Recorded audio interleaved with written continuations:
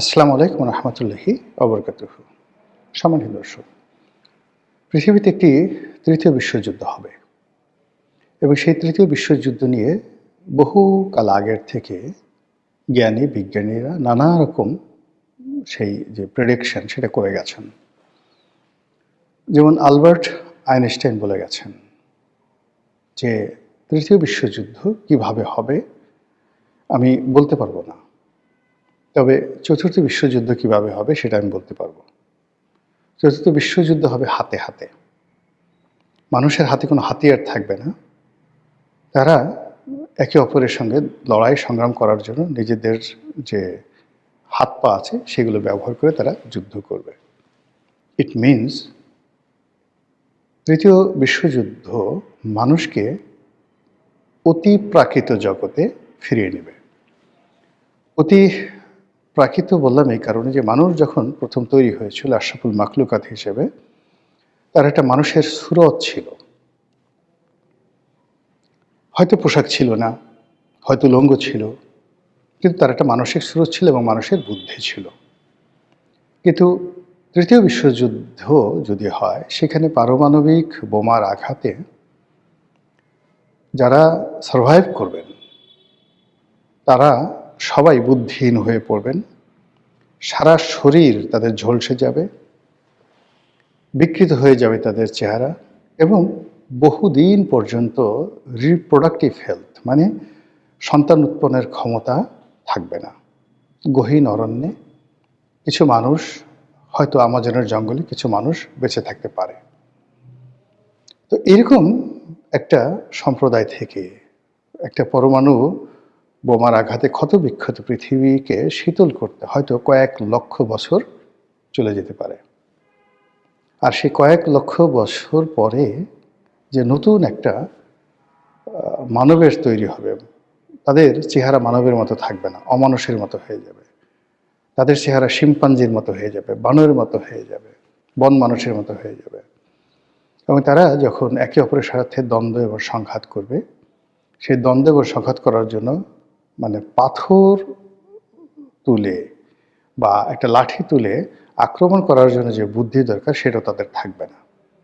ঠিক এই কথাটাই আসলে আলবার্ট আইনস্টাইন তার বক্তব্যের মাধ্যমে বোঝাতে চেয়েছেন। এখন যেটা বলছিলাম যে তৃতীয় বিশ্বযুদ্ধকে কেন্দ্র করে নানা রকম কথাবার্তা ধর্মের বাইরে হচ্ছে। তো এই যে আমরা হজরত ঈসা আলাইহিস সালামের কথা বলছি, তিনি আসবেন, ইয়াজুজ মাজুজের কথা বলছি, তারপরে আমরা বলার চেষ্টা করছি যে একটা সময় দাজ্জাল আসবেন, দাজ্জালকে দমন করার জন্য ইমাম মাহাদি আসবেন, ইত্যাদি আরও অনেক কিছু। এখন এই যে যা কিছু হবে, এই সব কিছুর সঙ্গে আসলে তৃতীয় বিশ্বযুদ্ধর ঘটনা জড়িত। আপনাদের মনে আছে যে বছর দুয়েক আগে একজন ইহুদি পণ্ডিত, মানে ইসরায়েলের সবচেয়ে নামকরা প্রভাবশালী ইহুদি পণ্ডিত, তিনি বললেন যে দাজ্জাল এসে গেছে এবং তিনি দাজ্জালকে দেখেছেন। আপনারা জানেন যে দাজ্জালের যে নামটি, এটি মুসলমানদের কাছে ভিলেন। মুসলমানদের কাছে যেমন ইমাম মাহাদি হিরো, তদ্রূপ দাজ্জাল যে লোকটি আসবেন তিনি ইহুদিদের কাছে হিরো, আর মুসলমানদের কাছে সে হলো ভিলেন। তো এনিওয়ে এই কথাগুলো বছর দুয়েক আগে খুব আলোচনা হতো, ঠিক করোনার আগে আগে বা করোনার পর। তো সেটার ধারাবাহিকতায় হঠাৎ করে ডোনাল্ড ট্রাম্প ক্ষমতা আসলেন। ডোনাল্ড ট্রাম্প ক্ষমতা আসার পরে অনেকগুলো ঘটনা একেবারে তোলপাড় করে ফেলল বিশ্বকে। আমরা দুটো যুদ্ধ, একটা যুদ্ধ এখনো চলমান, সেটি ইউক্রেন এবং রাশিয়ার যুদ্ধ। এটাকে নিয়ে আমরা দীর্ঘদিন যাবৎ ভয় পাচ্ছি যে এই ইউক্রেন যুদ্ধকে কেন্দ্র করে যে কোনো সময় বিশ্বযুদ্ধ বেঁধে যেতে পারে। এর কারণ হলো এক পক্ষে আমেরিকা এবং ইউরোপ, অপর পক্ষে রাশিয়া এবং তার বন্ধু রাষ্ট্র। উভয় রাষ্ট্রেরই বা উভয় জোটেরই পরমাণু শক্তি রয়েছে, অর্থনৈতিক ভিত্তি রয়েছে এবং তারা এই পৃথিবীকে এই মুহূর্তে ডমিনেট করছে। কাজেই তাদের মধ্যে যে দ্বন্দ্ব এবং সংঘাত, এটি পৃথিবীর ধ্বংস ডেকে নিয়ে আসবে। কিন্তু এই যুদ্ধটা না থামছে না চলছে। ফলে এটা মাথার উপরে এই মুহূর্তে আমাদের বোঝা হয়ে আছে। দ্বিতীয় আরেকটা যুদ্ধ হলো ইসরায়েল এবং ইরানের যুদ্ধ, এবং ওই সময়টাতেও আমাদের একটা আতঙ্ক মারাত্মক আকার ধারণ করলো যে এখনই বুঝি তৃতীয় বিশ্বযুদ্ধ শুরু হয়ে যায়।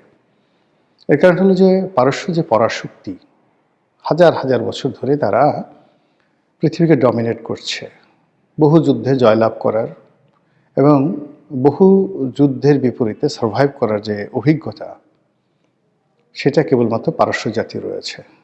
এত দীর্ঘ ধারাবাহিক লড়াই সংগ্রাম এবং সার্ভাইভ করার ক্ষমতা পারস্য জাতি ছাড়া অন্য কোনো জাতিগোষ্ঠীর নেই।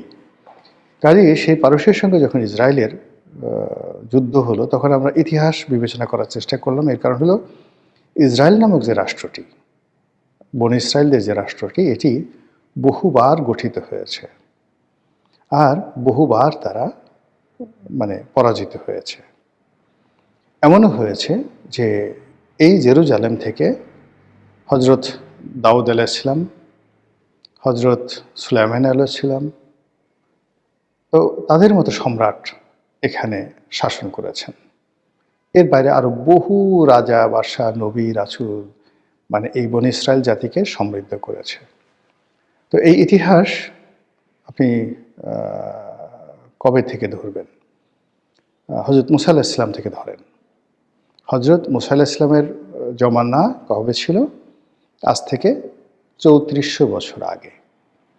তো এই ৩৪০০ বছর আগের থেকে না, ঠিক হজরত মুসা আলাইহিস সালাম না, হজরত ইউসুফ আলাইহিস সালাম থেকে ধরেন। হজরত ইউসুফ আলাইহিস সালাম যদি ধরেন, তা প্রায় ৪০০০ বছরের ইতিহাস। তো এই ৪০০০ বছরে তারা বহুবার রাষ্ট্র গঠন করেছে, সাম্রাজ্য গঠন করেছে, পৃথিবী ডমিনেট করেছে, আর বহুবার একেবারে রাজ্য ছাড়া হয়ে সারা পৃথিবীতে তছনছ করেছে, এবং মাঝে মধ্যে এমনও কর্ম করেছে যে আল্লাহ তাদেরকে একেবারে মাটি চাপা দিয়ে মেরে ফেলেছেন, এই দুর্ধর্ষ জাতিটিকে। তো কাজেই পারস্যের সাথে ইসরায়েলের যে যুদ্ধ, সেই যুদ্ধে পারস্য জিতবে এবং ইসরায়েল পরাজিত হবে, এটাই ইতিহাস বলে। যদি ইসরায়েলি জাতির ইতিহাস আপনি দেখেন, তো সেই যুদ্ধটা মিস্টার ডোনাল্ড ট্রাম্পের হস্তক্ষেপে রাতারাতি বন্ধ হয়ে গেল। কিন্তু এখন যে অবস্থা হচ্ছে, তিনটি ঘটনা, এই মুহূর্তে 4টি ঘটনা। প্রথম ঘটনা হলো ভেনেজুয়েলার প্রেসিডেন্ট, তাকে ধরে নিয়ে আসা হয়েছে মিস্টার মাদুরো এবং তার স্ত্রী সহ আমেরিকা, এবং বিচার চলছে। এটি নিয়ে পুরো ল্যাটিন আমেরিকা উত্তাল, এবং ভেনেজুয়েলা এটাকে খুব সহজভাবে নেয়নি। তারা আমেরিকার সৈন্যদের সাথে যুদ্ধ করার জন্য প্রস্তুতি নিয়ে বসে আছে।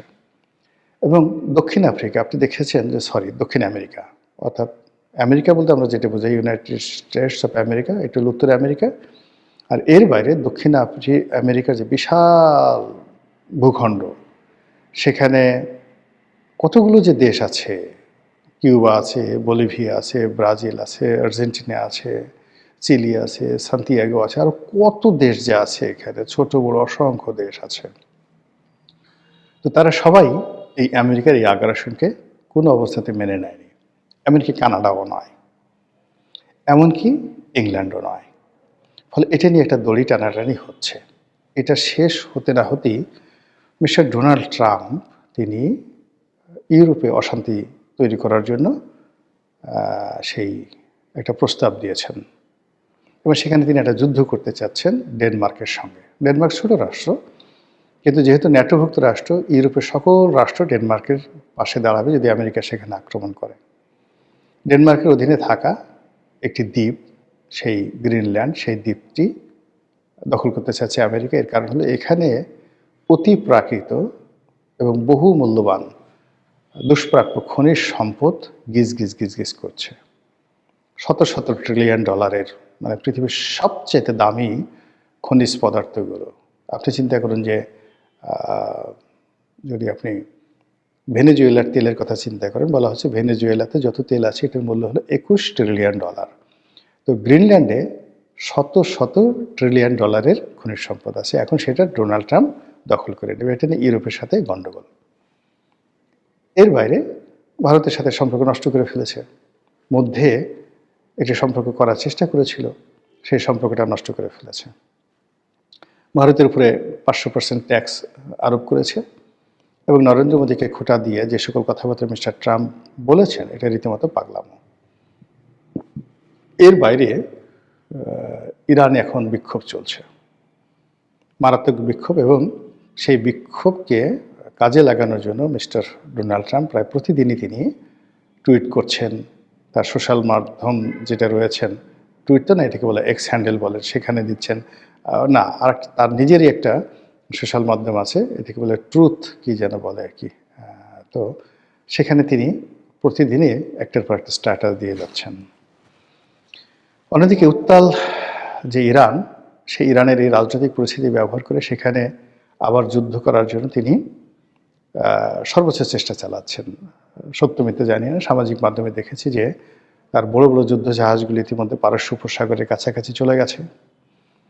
তারপর আকাশপথে আক্রমণ করার জন্য বহু সংখ্যক বিমান সেই পারস্যের কাছাকাছি যে সকল মার্কিন বিমান ঘাঁটি রয়েছে সেখানে চলে গেছে। আর স্বপ্ন দেখছে আমেরিকা যে আয়াতুল্লাহ আলী খামেনি যিনি আছেন ধর্মীয় নেতা, তাকে মাদুরের মতো ইরান থেকে ধরে এনে আমেরিকাতে বিচার করার।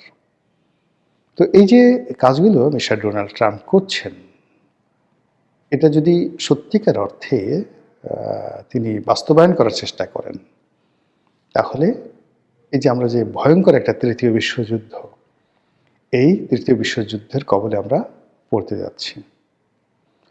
আর তৃতীয় বিশ্বযুদ্ধ সেটা ইউরোপে হোক, মধ্যপ্রাচ্যে হোক, পারস্যে হোক, শুরুটা যেখানে হোক না কেন, ওটার বায়ু বাংলাদেশে আসবেই।